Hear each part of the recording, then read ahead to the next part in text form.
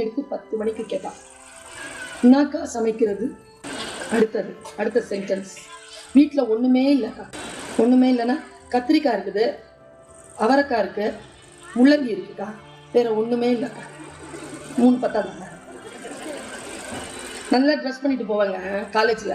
உள்ள நுழைஞ்சோட அந்த மாதிரி டேட் அடிச்சுக்கோ, அந்த உள்ள நுழைஞ்சோடன்னு சொல்லும். நல்லா அப்படி கம்பீரமாக உட்காருவேன். என்ன பாருங்க நல்லா இருக்கு. சிலது நாம சந்தோஷமாவே இருந்துடக்கூடாதுங்கிறதுல உறுதியா இருப்பாங்க. யார்கிட்ட கேட்டு பாருங்களேன், ஏய் நல்லா இருக்கிறியான்னு, சூப்பரா இருக்கிறேன்னு சொல்லுங்களேன். கேட்டா மூஞ்சி துணுங்க. நாம நாசமா போயிட்டு இருக்கோம். இது மட்டும் இப்படி நல்லா இருக்கும். நேற்று இப்படிதான் ஒருத்தர் சொல்லிட்டு இருந்தா, இன்னைக்கு இல்ல. அது சொல்லணும்னா அவருக்கு நான் தாண்டி போவே முடியாது. நெகட்டிவ் ஃபோர்ஸ்ல இருக்கிறவங்களோட தான் வாழ்கிறோம்.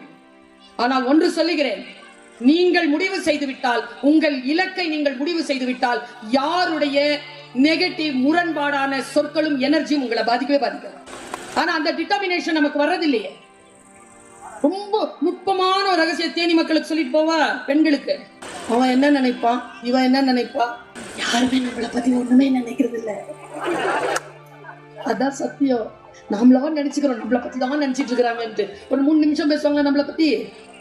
அப்புறம் என் வாழ்க்கை என்னுடையது, என்னுடைய வாழ்க்கையை நான் தான் செலுத்திக் கொள்ள வேண்டும். யார் எதை சொன்னாலும் அதை அறிவுரையாக பெற்றுக் கொள்ளலாமே தவிர மனம் வாடுவதற்கு அதில் ஒன்றுமே கிடையாது என்பதனை புரிந்து கொள்ளுகின்ற பொழுது வாழ்க்கையின் இலக்கு விளக்க புரிந்து கொள்ள வேண்டும்.